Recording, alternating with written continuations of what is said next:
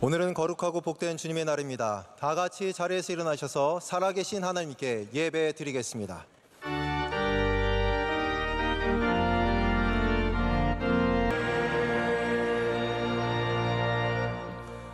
너희는 그 은혜에 의하여 믿음으로 말미암아 구원을 받았으니 이것은 너희에게서 난 것이 아니요 하나님의 선물이라. 아멘.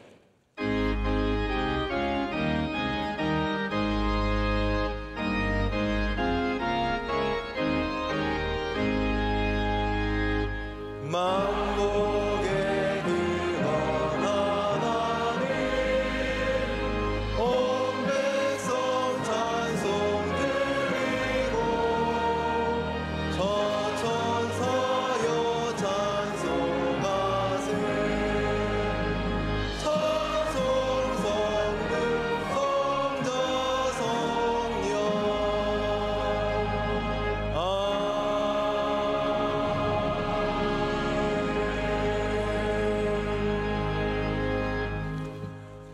전능하사 천지를 만드신 하나님 아버지를 내가 믿사오며 그 외아들 우리 주 예수 그리스도를 믿사오니 이는 성령으로 잉태하사 동정녀 마리아에게 나시고 본디오 빌라도에게 고난을 받으사 십자가에 못 박혀 죽으시고 장사한 지 사흘 만에 죽은 자 가운데서 다시 살아나시며 하늘에 오르사 전능하신 하나님 우편에 앉아 계시다가 저리로서 산자와 죽은 자를 심판하러 오시리라. 성령을 믿사오며 거룩한 공예와 성도가 서로 교통하는 것과 죄를 사하여 주시는 것과 몸이 다시 사는 것과 영원히 사는 것을 믿사옵나이다. 아멘.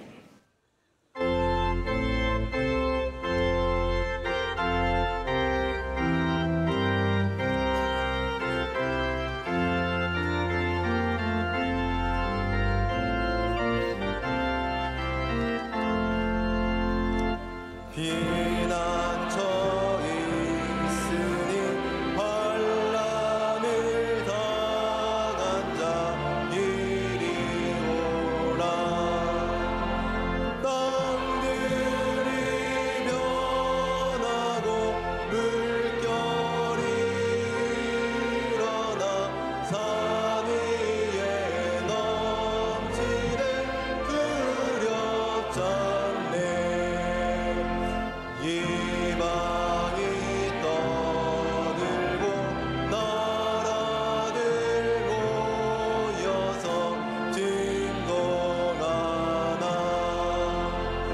우리 주 목소리 한 번만 말하면 천하의 모든 것 망하겠네. 만유주 하나님 우리를 도우니 피난처요. 세상의 난리를 그치게 하시니 세상의 장검이 쓸데없네. 높으신 하나님 우리를 구하니 할렐루야. 괴로움이 심하고 환난이 극하나 피난처 되시는 주 하나님. 예배를 위하여 송태환 장로님께서 기도 인도하시겠습니다. 사랑과 은혜가 풍성하신 하나님, 거룩한 주의 날 하늘 영광 가득한 성전에 나와 예배 드릴 때 우리의 허물을 용서하시고 정결케 하사 신령과 진정으로 드리는 예배를 기뻐 받아 주시옵소서. 가정의 주인 되시는 하나님, 우리의 가정을 믿음, 소망, 사랑이 충만한 가정 되게 하시고 분쟁과 재난으로 신음하는 지구촌 가정마다 예수님의 손길로 어루만져 주시사 환난이 끊어지고 함께 복을 누리는 아름다운 세상으로 인도하여 주옵소서. 선교사의 순교와 복음의 빛으로 일으선 우리나라를 영적으로 강한 민족, 자유민주주의 나라 되게 하시고 대통령과 위정자에게 공의와 정의로 나라를 세워나갈 때 안정 위에 성장하며 다음 세대에게 더 큰 희망을 주는 통일한국을 반드시 이룰 줄 믿습니다. 44년 전 오직 주님의 장막을 세우시고 부흥케 하신 명성교회 감사하고 더욱 사랑합니다. 명성교회가 광야에서 외치는 소리, 새벽을 깨우는 밝은 소리가 되어 선교의 사명을 끝까지 감당하게 하옵소서. 주께서 기름 부어 세우신 사랑하는 담임 목사님을 권능의 오른팔로 강하게 붙드사 수많은 목회 사역을 넉넉히 감당케 하시고 원로 목사님의 60년 성상 오직 주님의 목회 성적을 지켜주신 주님, 섬김과 나눔의 목회 사역 더 크게 감당하시도록 내주하시는 사모님과 함께 지켜주시옵소서. C채널, MCM, 캄보디아, 필리핀 소망교도소, 성서교원, 아가페 군선교 선교 현장마다 아름다운 선교의 열매가 맺게 하시고 선교사의 가정을 지켜주시옵소서. 믿음은 들음에서 나나니 주일 저녁 그레이스 패밀리 주제의 찬양 예배와 청년대학부 샤인 지저스 집회로 말씀의 역사가 일어날 줄 믿습니다. 예배마다 담임 목사님을 통하여 주시는 다윗의 찬양, 다니엘의 기도, 느헤미야 회복의 말씀이 이 시간 인생의 문턱에선 야곱의 길을 열어주시는 생명의 말씀으로 이어져 갑절의 은혜가 임할 줄 믿습니다. 기도 열심히 하는 차영대에 오직 주를 향한 믿음과 소망의 신앙 고백을 하늘의 보좌를 울려게 하시고 가정의 주연이요 영원한 스승 되시는 주 예수님 이름으로 간절히 기도드립니다. 네.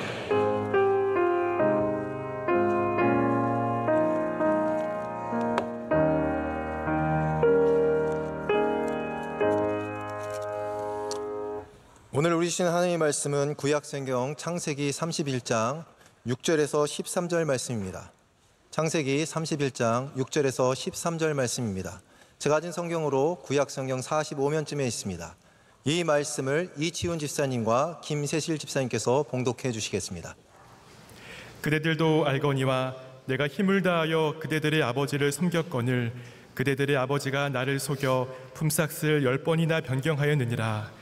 그러나 하나님이 그를 막으사 나를 해치지 못하게 하셨으며 그가 이르기를 점 있는 것이 내 삭시들이라 하면 온 양떼가 낳은 것이 점 있는 것이요 또 얼룩무늬 있는 것이 내 삭시들이라 하면 온 양떼가 낳은 것이 얼룩무늬 있는 것이니 하나님이 이같이 그대들의 아버지의 가축을 빼앗아 내게 주셨느니라.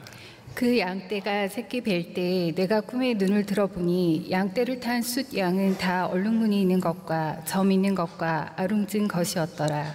꿈에 하나님의 사자가 내게 말씀하시기를 야곱아 하기로 내가 대답하기를 여기 있나이다 하매 이르시되 내 눈을 들어보라. 양떼를 탄 숫 양은 다 얼룩무늬 있는 것, 점 있는 것과 아룽진 것이니라.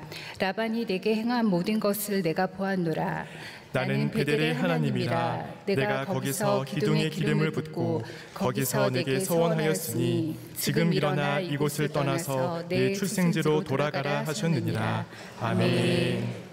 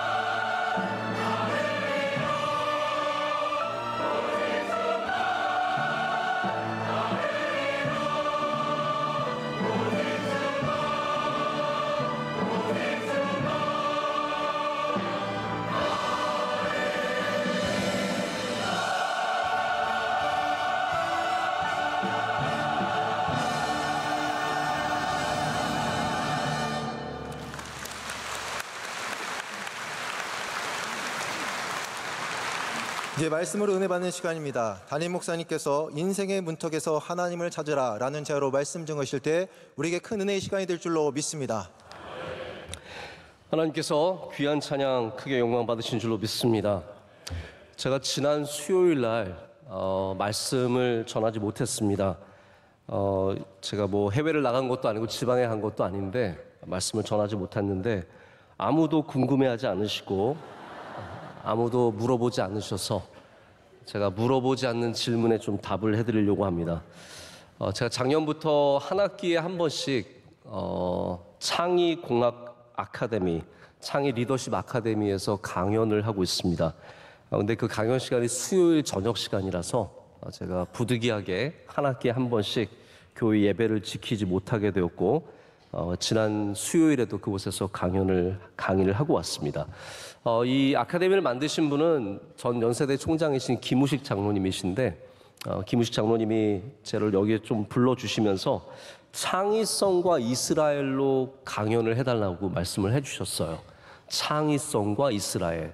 아마 이제 예수님 안 믿는 분들이 대부분인데 그분들도 유대인들이 이 창의성이 있다는 것을 뭔가 아시는 것 같아요. 그래서 그분들에게 좀 알려주면 좋겠다고 저에게 맡겨주셨는데 사실 저도 잘 모릅니다.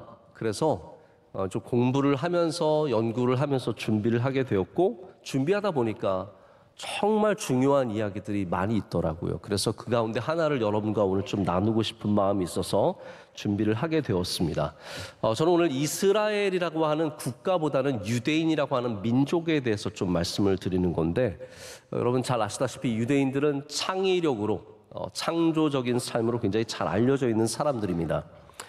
제가 또 여러분 이미 잘 알고 계신데 진부해진 만큼 유대인들이 얼마나 많은 노벨상을 탔는지 또 정치와 경제와 문화에 있어서 얼마나 주도적인 역할을 하는지 그 부분을 강조하진 않겠습니다. 하지만 이것만 생각해봐도 유대인들이 참 대단한 사람들인 것이 2000년 동안 나라가 없는 사람들이었는데 나라 없이 어떻게 그 문화를 지키고 그 삶을 지키고 그들이 유대인으로서 정체성을 지킬 수 있었는지 그것만 생각해도 참 대단한 것 같습니다.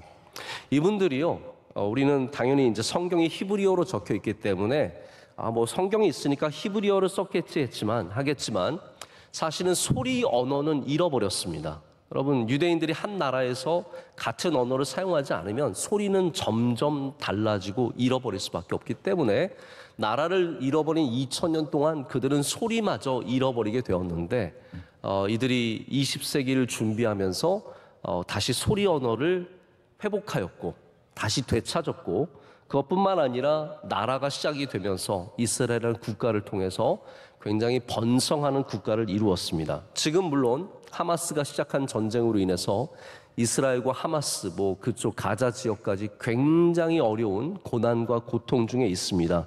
양쪽 다 심각한 아픔과 고난을 당했고요.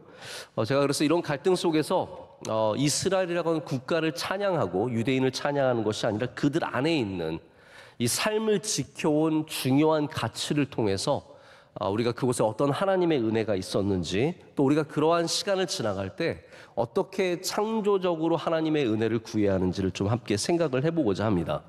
그래서 제가 여러분께 소개시켜드리고 싶은 개념이 있는데요. 이 용어가 뭐냐면 liminality라고 하는 단어입니다.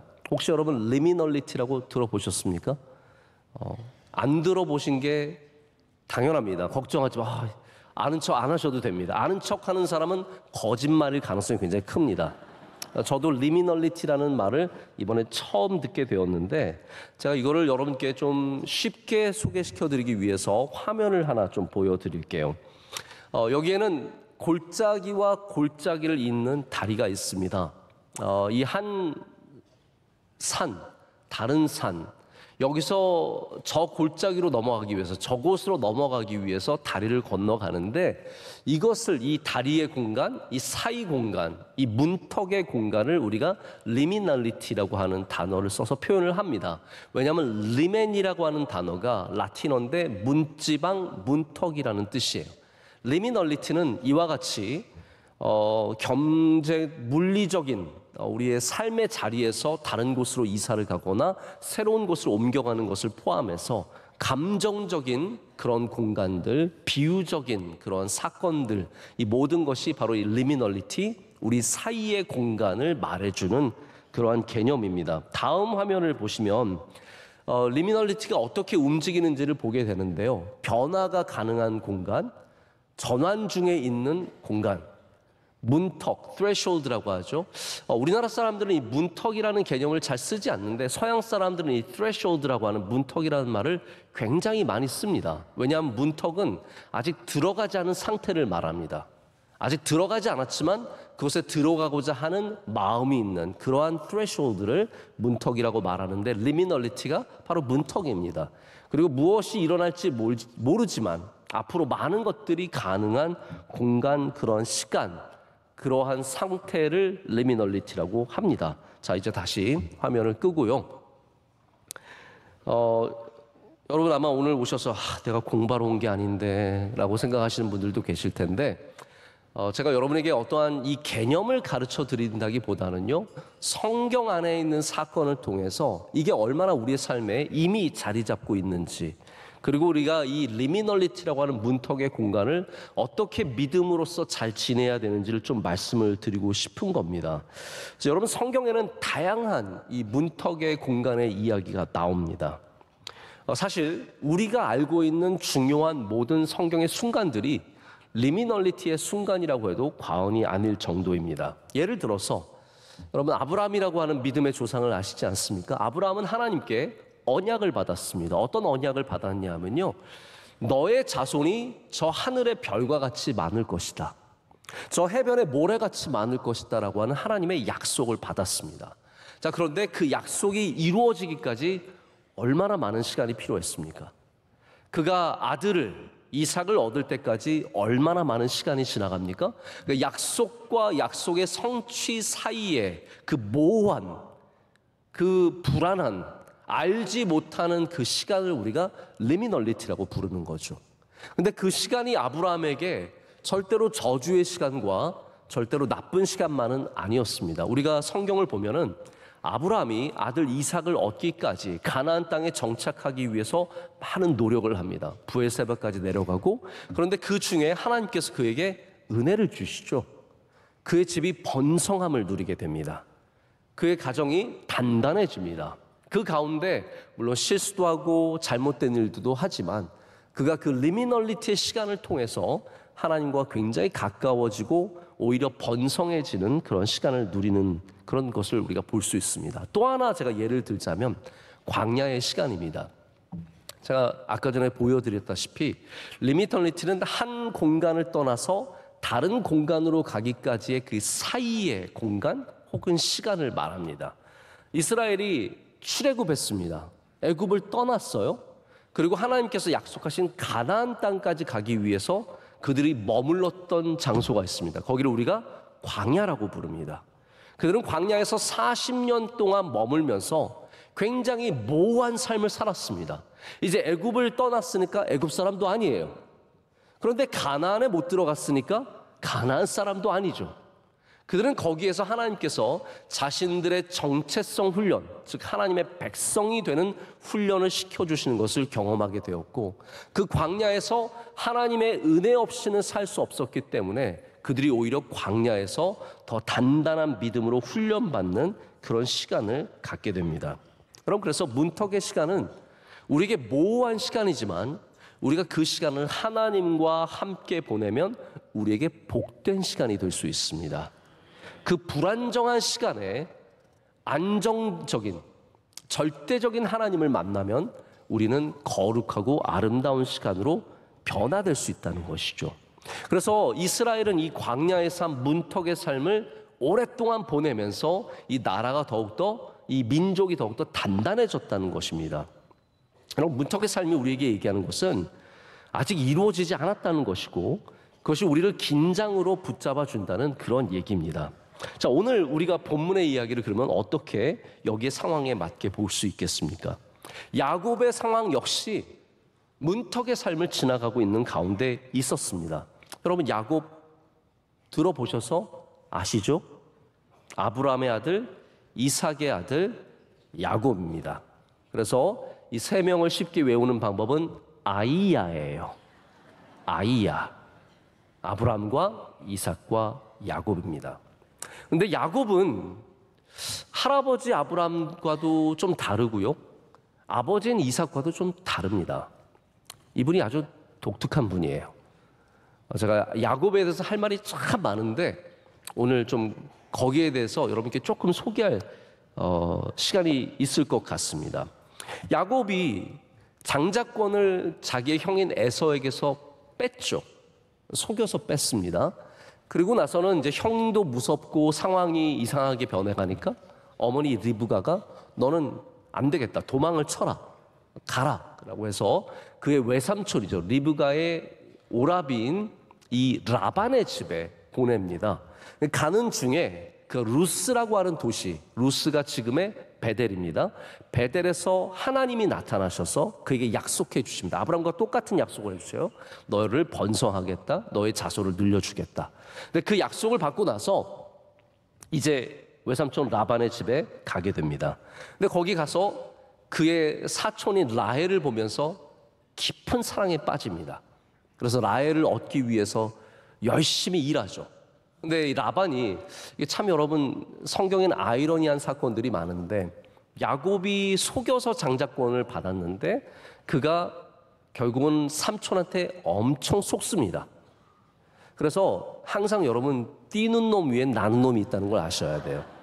야곱이 속는 삶, 속이는 삶을 살다가 결국은 자기가 여러 번 속게 됩니다. 오늘 말씀에도 품삯을 몇 번 속였다고요?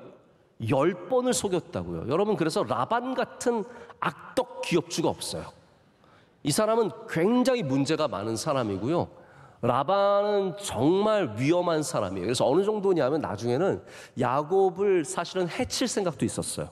그래서 야곱이 오늘 고백하는데 하나님께서 자기를 라반에서 지켜주셨다라고 얘기를 할 정도로 사실 라반은 자기의 잘됨에만 모든 것이 꽂혀 있었던 사람입니다. 그래서 10번이나 품삯을 바꾸는 가운데 번 게 하나도 없어요. 근데 하나님께서 지혜를 주시죠. 너가 양떼 가운데 얼룩진 것, 점진 것, 아롱진 것 그것만 네 것이 되겠다라고 얘기를 하면은 하나님께서 거기에다가 축복을 해주시는 겁니다. 그래서 많은 재산을 얻게 되고 결국은 이 삼촌이 자기에게 아무것도 해줄 것이 없다는 것을 알게 되고 하나님의 말씀을 받고 가족들과 함께 라반을 떠나서 탈출하게 됩니다. 여러분 이 20년의 시간 굉장히 억울하고 답답하고 힘든 이 시간이 야곱에게 어떤 시간이었을까요? 그냥 답답한 시간이었을까요? 그렇지 않습니다. 성경을 보면 그가 지혜를 갖고 자기의 문제를 풀어갔습니다. 하나님께서 그 어려운 시간에 지혜를, 이게 핵심입니다. 여러분 어려운 시간에는 하나님께서 지혜를 주십니다. 이 리미널리티의 문턱의 시간, 모호하고 억울하고 답답하고 내 맘대로 안 되는 시간에 하나님께서 야곱에게 지혜를 주셔서 얼룩한 것, 점 있는 것, 아롱한 것 이것들이 너의 재산이 되게 하라 라고 말씀해 주셨고 야곱이 가서 그것을 행했습니다. 여러분 처음에 라반이 그 이야기를 들었을 때 어떤 마음이었을까요? 왜냐하면 양떼 가운데 이 세 종류 얼룩진 거, 점 있는 거, 아롱 있는 거 이거 다 합쳐봤자 몇 마리 안 된 겁니다. 그러니까 라반이 허락한 거. 라반이 그게 많았으면 애초에 라반 성격 제가 말씀드렸죠? 악덕 기업주라고 생각하시면 돼요. 절대로 자기가 많은 것을 줄 생각이 없는 사람입니다. 그러니까 그 다른 종류의 양떼가 많지 않음을 보고 허락해 줬는데 여러분 이것은 어쩌면 절대로 과학적인 얘기는 아닙니다. 나중에 새끼를 뵐 때 뭐 나뭇잎 갖다 놓고 나무 갖다 놓고 베게 하잖아요. 그랬더니 거기 얼룩진 것이 나왔다고 하잖아요. 이거 하나님께서 주신 지혜를 통해서 하나님께서 복을 더해 주신 거예요. 자, 우리가 지혜를 갖는다는 것이 내가 엄청 똑똑해서 문제를 풀어나가는 것을 말하는 것이 아닙니다. 우리가 부족하지만 지혜를 가지면 하나님께서 거기서 은혜를 베풀어 주시고 그리고 풀릴 수 있는 능력을 주시는 거죠. 결국은 이 얼룩진 것, 점 있는 것, 아롱진 것은 야곱의 지혜로만 나온 게 아닙니다. 하나님이 그 리미널리티의 공간에서 그 삶에서 하나님께서 은혜를 베풀어 주셨기 때문에 그 양떼가 많이 나오는 거예요. 나중에 라반이 보면서 얼마나 속상했겠어요? 아니 까만 양이 새끼를 낳는데 얼룩진 게 나오는 거예요. 흰 양이 새끼를 낳는데 아롱지고 점 있는 게 나오는 겁니다. 답답하고 이해가 안 되는데 하나님께서 그렇게 길을 열어주시는 거죠. 그래서 자기의 품삯을 많이 늘리게 됩니다. 여러분, 우리 교인들 가운데 명일동에 오실 때 리미널의 공간으로 오신 분들이 많습니다. 사업에 실패해서. 그런 분들 간증 많이 들어보셨죠? 갈 데가 없어서 여기로 밀려 오셔서 종점에서 시작하신 분들. 결혼하고 처음에 다 리미널의 시간이에요. 문턱의 시간입니다. 그 시간에 여기에서 단칸방 하나 얻어서 시작하신 분들, 서울에 처음 올라오셔서 정착하신 분들, 이 모든 분들이 다 문턱의 시간을 지나온 겁니다. 그 문턱의 시간 동안에 저는 분명하게 믿습니다. 하나님께서 여러분의 삶을 번성하게 하시고 은혜를 주셔서, 지혜를 주셔서 그 시간을 통해서 여기에 이르게 된 것을 믿습니다. 야곱이 이 문턱의 삶이 어렵고 10번이나 품삯을 바꾸고 박대받고 안타까운 상황에 20년이었지만 나중에 탈출할 때 라헬이 누구를 데리고 탈출하냐면 요셉까지 데리고 탈출합니다. 요셉을 낳은 다음에 나가요. 요셉이 몇 번째 아들입니까? 11번째 아들입니다. 그러니까 여기서 가정을 풍성하게 이룬 거예요. 마지막에 라헬이 베냐민 낳다가 죽지 않습니까? 그래서 11명의 아들과 다른 딸들과 많은 가축들과 가족들을 데리고 결국은 여기를 떠나는, 복되게 되어서 떠나는 이야기가 나옵니다. 여러분, 그래서 우리도 이 문턱의 시간에 하나님께서 은혜 주심을 믿고 이 문턱의 시간에 주님을 찾아야 합니다. 하나님을 만나야 합니다. 여러분, 야곱이 오늘 본문 말씀에 하나님을 계속 고백하고 있는 게 들리십니까? 저는 이 부분이 너무 신비하게 들렸습니다. 왜냐하면 제가 아까 말씀드렸죠. 아브라함과 이삭과 야곱은 좀 다릅니다. 아니, 요셉까지 쳐도 다릅니다.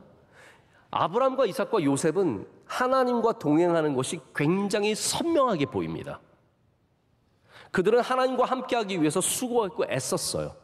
근데 제가 야곱을 오랫동안 지켜보면서, 이 말이 좀 이상하긴 하지만 제가 야곱을 오랫동안 보면서 야곱이 하나님 앞에 신실하다는 느낌을 별로 가져본 적이 없습니다. 여러분은 어떠세요? 아예 안 보셨으니까 잘 모르실 수도 있지만 다른 사람들에 비해서 야곱은 특별한 믿음이 보이지가 않아요. 뭔가 속이는 사람 같고 뭔가 다른 사람과 다르다라는 거죠. 근데 제가 이번에 이 말씀을 보면서 야곱을 새롭게 배우게 되었습니다. 왜냐하면 저는 야곱이 라반의 집에서 하나님을 섬기지 않았다라고 생각했어요. 그런데 오늘 말씀을 보니까 라반의 집에 있을 때도 야곱은 하나님을 신실하게 기억했던 사람입니다. 뭐라고 고백하냐면요, 7절에는 하나님께서 라반, 자기의 삼촌을 막으셔서 나를 해치지 못하게 하셨다 라고 고백을 합니다. 이게 지금 야곱의 이야기예요. 하나님께서 나를 지켜주셨다 라고 얘기하고 있고, 9절에는 하나님께서 자기가 마땅히 받아야 할 품삯을 이제 라반에게서 빼앗아서 주셨다 라고 얘기를 합니다. 그리고 마지막, 우리 오늘 본문의 마지막 절에 가게 되면 그들이 왜 여기를 떠나는지를 얘기하는데 하나님께서 말씀하셨기 때문에 내가 여기를 떠난다라고 얘기를 하죠. 자, 여러분, 여기에 20년의 세월에, 20년의 문턱의 삶에, 이 애매모호한 이것도 아니고 저것도 아닌 이 삶에 야곱이 누구와 동행했습니까? 하나님과 동행한 거예요. 하나님이 그와 함께 하셨다는 것을 그가 알고 있었고, 그것을 오늘 이 시간 이 본문 말씀에 계속해서 고백을 하는 겁니다. 여러분, 잘 될 때만 하나님께서 동행하시는 게 아닙니다. 여러분의 모호한 삶, 여러분의 그 중간의 삶, 병에 걸려서 낫고 있는 삶, 자녀들을 기다리는 삶, 이 모든 순간순간마다 지금도 주님께서 우리와 함께 하시는 것을 저는 분명하게 믿습니다. 다윗이라는 인물도 이 리미널의 시간을 지나갔습니다. 그가 기름 부음을 받았죠. 그런데 나중에 왕이 되기까지 얼마나 긴 문턱의 시간이 있었습니까? 이것도 아니고 저것도 아니에요. 아니, 왕의 기름을 받았으면 왕이 되어야죠. 왕이 아니에요. 이런 애매모호한 시간에 그가 그 광야에서 하나님을 온전히 붙잡고 하나님과 동행하며 많은 시편을 짓고 주님의 은혜를 얻게 됩니다. 그럼 분명한 게 있습니다. 문턱의 삶이 힘들고 어렵지만 이것이 영원할 것 같지만 이 문턱의 시간이 결국은 다 지나간다라는 것이죠. 7년을 하루같이 보냈기 때문에 20년 금방 지나갔을까요? 그렇지 않을 겁니다. 20년 동안 수고하고 애쓰고 억울할 때도 많았고 답답할 때도 많았고 두려울 때도 많았겠죠. 근데 그 20년의 시간이 이렇게 결국은 지나가게 되는 것입니다. 다윗도 마찬가지입니다. 광야의 시간이 안 지나갈 것 같았지만 지나가게 되는 거죠. 제가 오랜만에 강연하시는 김창옥 씨가 나오는 방송을 보게 됐어요.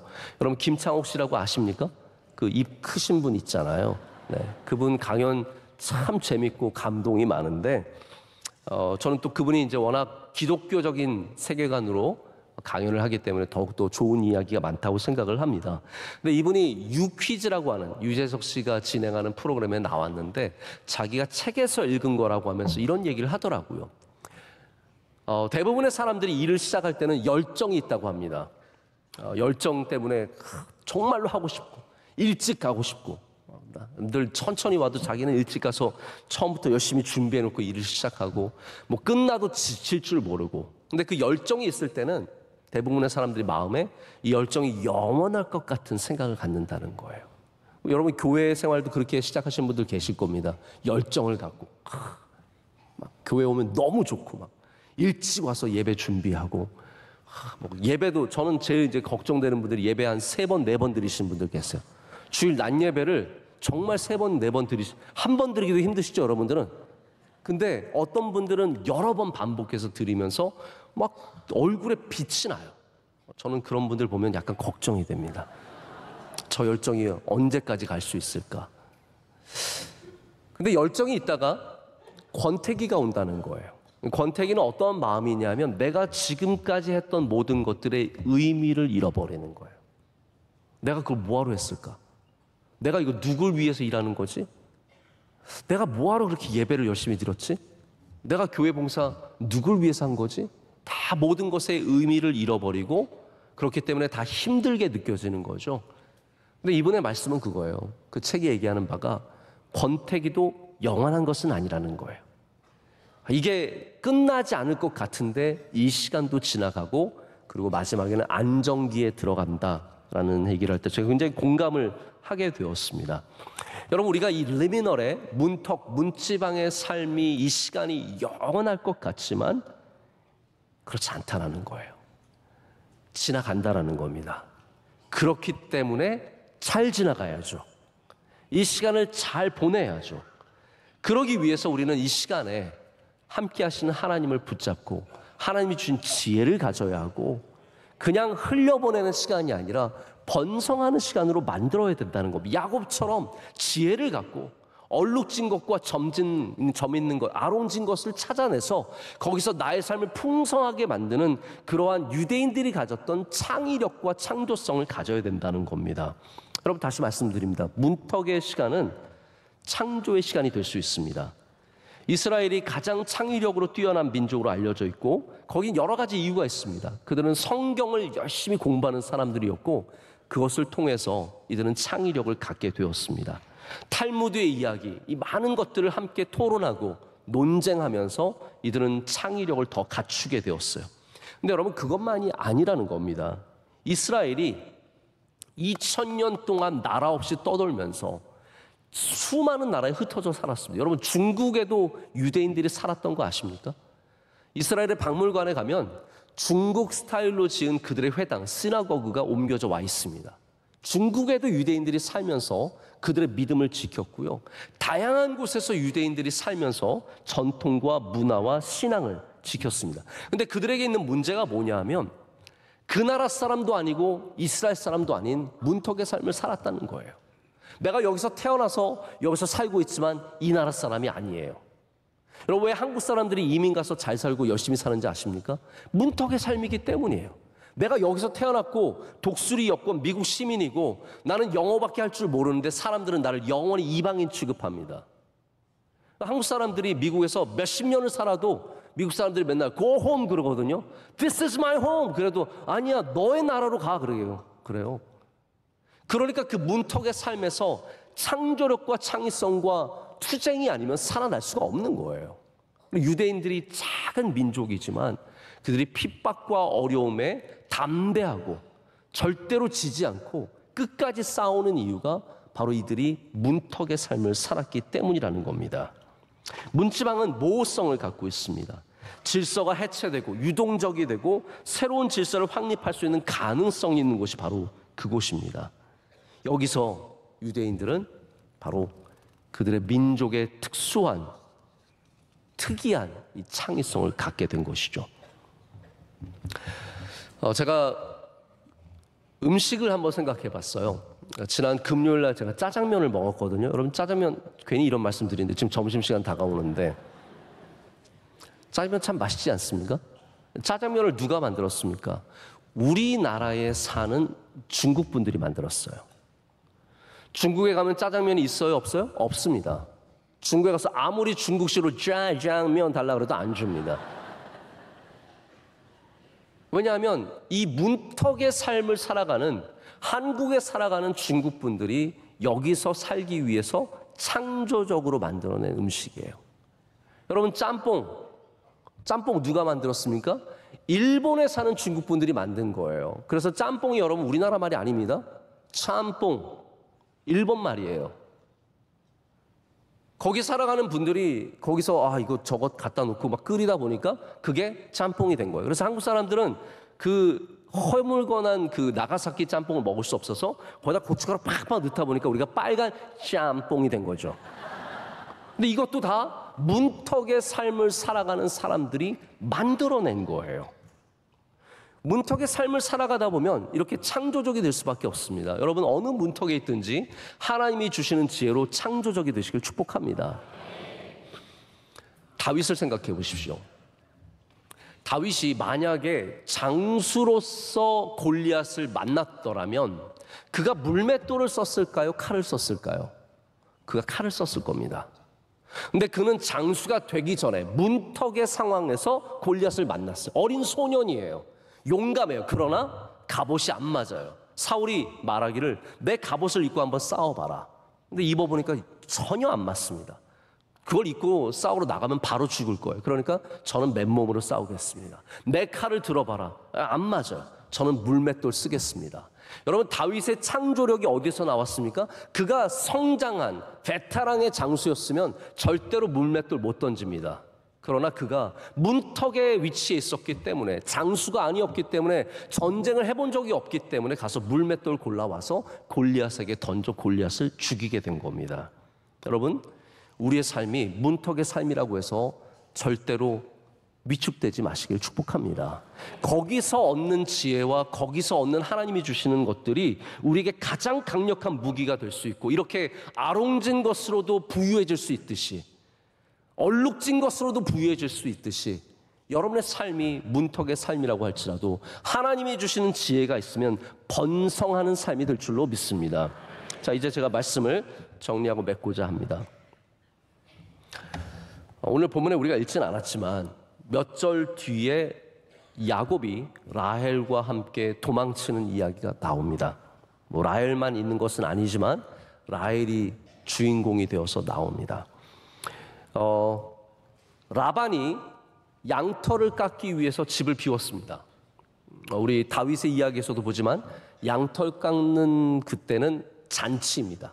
뭐 양털 깎다가 양이 딱 죽으면 안 됐네 하면서 양 잡아먹는 거예요. 그러니까 얼마나 많은 양을 먹을 수 있는 좋은 때입니까? 많은 사람들이 기뻐할 때입니다. 그때 야곱이 생각하기를 이때다. 이건 하나님이 주신 기회다.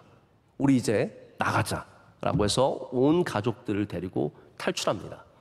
근데 라헬이 뭘 하나 챙겨갑니다. 잠깐만요. 저 이거 꼭 가져가야 돼요. 하면서 아버지의 집에 들어가서 가져 나온 게 있습니다. 그게 뭡니까? 드라빔이라고 하는 우상입니다. 드라빔은 이 고대 사회에 있었던 우상 중에 하나인데, 이 가나안 지역에 있었던 우상이죠. 드라빔은 한마디로 말하면 가신이에요. 집을 지키는 우상입니다. 우리 집을 번성하게 하고 건강하게 하고 막 그런 잡다한 신 중에 하나예요. 짐승의 모양을 갖기도 하고 사람의 모양을 갖기도 한 정체성도 없는 그러한 신입니다. 우상입니다. 근데 라헬이, 여러분 생각해 보세요. 야곱이 하나님 믿었으니까 라헬도 하나님을 알았겠죠. 근데 왜 이 드라빔을 붙잡고 가겠다고, 꼭 그걸 가져가겠다고 합니까? 왜냐하면 지금 탈출하는데 라헬이 불안했기 때문이에요. 애매모호한, 지금까지 내가 자라온 여기를 떠나서 저 모호한 문턱의 삶으로, 여기가 야곱에게는 문턱의 삶이었는데 바깥이 라헬에게는 문턱의 삶이에요. 그러니까 라헬이 거기에 나가기 두려우니까 드라빔이라도 가져가서 뭔가 안정감을 얻으려고 했겠죠. 근데 이게 문제가 됩니다. 라반이 얼마나 못된 사람이냐 하면요, 야곱이 떠났다고 가만히 두지 않습니다. 자기 아들과 군사들을 데리고 야곱을 쫓아갑니다. 얼마를 쫓아가냐면요, 무려 7일을 쫓아갑니다. 이게 얼마나 집요한 사람이에요. 가서 따지고 재산 되찾아오고 이걸 다 하려고. 근데 하나님께서 그 라반을 막아주시죠. 꿈에 나타나셔서 넌 절대로 야곱을 해치면 안 된다, 딱 경고를 하세요. 그래서 결국은 이제 쫓아가서 야곱을 잡았을 때 내가 너를 해치진 않겠다, 너에게 다른 거 요구하진 않겠다, 그러나 드라빔은 내놔라 그래요. 야곱은 이 사실에 대해서 전혀 모르고 있었기 때문에 드라빔이라뇨, 장인어른, 그거 우리 아주지 않았습니다. 이거 가져간 사람 있으면 죽이십시오, 이 정도로까지 말을 해요. 그런데 라헬이 감사하게 이거를 지혜롭게 잘 숨겨서 보존하게 되고 그리고 헤어지게 됩니다. 여러분 참 안타깝지 않습니까? 우리 예수님 믿는다고 해도요, 하나님 믿는다고 해도 불안해지면 드라빔을 찾습니다. 우리 애매모호한 이 문턱의 삶에서 하나님을 더 의지해야 되는데 우리는 자연스럽게 드라빔을 찾습니다. 그래서 예수님 믿는다고 하지만 불안하면 점치러 갑니다. 불안하면요, 예수님 믿는 사람들 중에서도 아주 신비한 일을 하는 사람 찾습니다. 예언하는 사람 찾습니다. 예언하는 사람 괜히 찾아가지고 그 사람한테 가스라이팅 당하고요, 뭐 기도에 능력 있는 사람 찾아다니면서 기도로서 뭔가를 자꾸 들으려고 하죠. 왜냐하면 불안하니까 그런 거예요. 여러분, 불안할 때 가장 단단한 게 뭔지 아십니까? 예배입니다. 불안하면 점치러 가지 마시고요, 예배의 자리로 나오십시오. 뭐 하면은 자꾸 뭐 신령한 사람들 찾아다니지 마시고 신령하신 하나님 앞에 나오십시오. 하나님께서 문턱의 삶에 있는 모든 자들에게 예배를 주셨습니다. 광야, 여러분 광야 시작했을 때 하나님께서 주신 게 뭡니까? 장막입니다. 장막이 뭐예요? 결국은 하나님께서 거기 임재하시겠다는 것이고 거기서 예배를 받으시겠다는 거예요. 광야, 이 문턱의 삶을 지나가는 내내 하나님은 이스라엘 백성에게 예배하기를 원하셨습니다.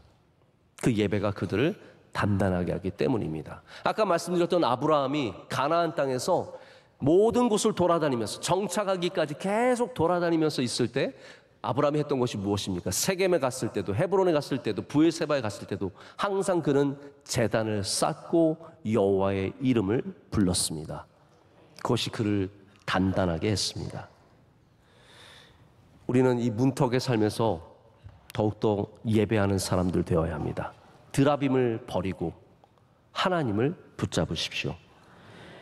야곱은 약한 사람이었고 속이는 사람이었고 여러모로 부족한 사람이었지만 이 문턱의 시간에 누구보다도 더 확실하게 하나님과 동행한 사람이었습니다. 그래서 이스라엘이 되었습니다.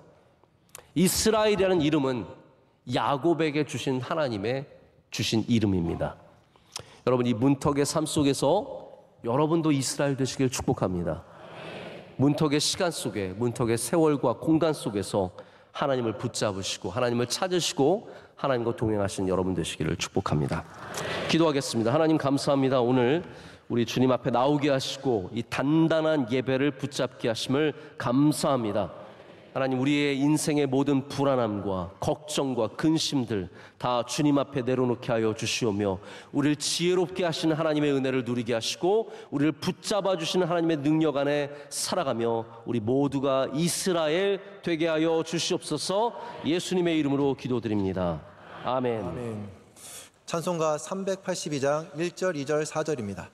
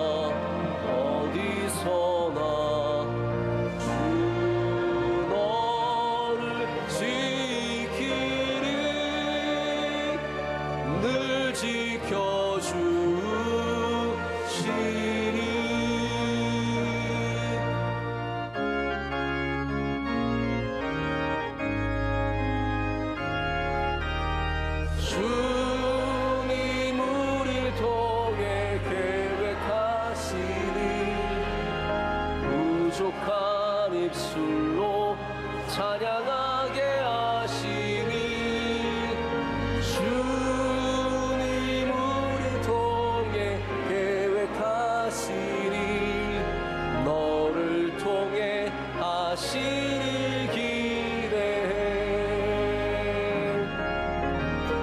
주님 우리 통해 계획하시니 부족한 입술로 찬양하게 하시니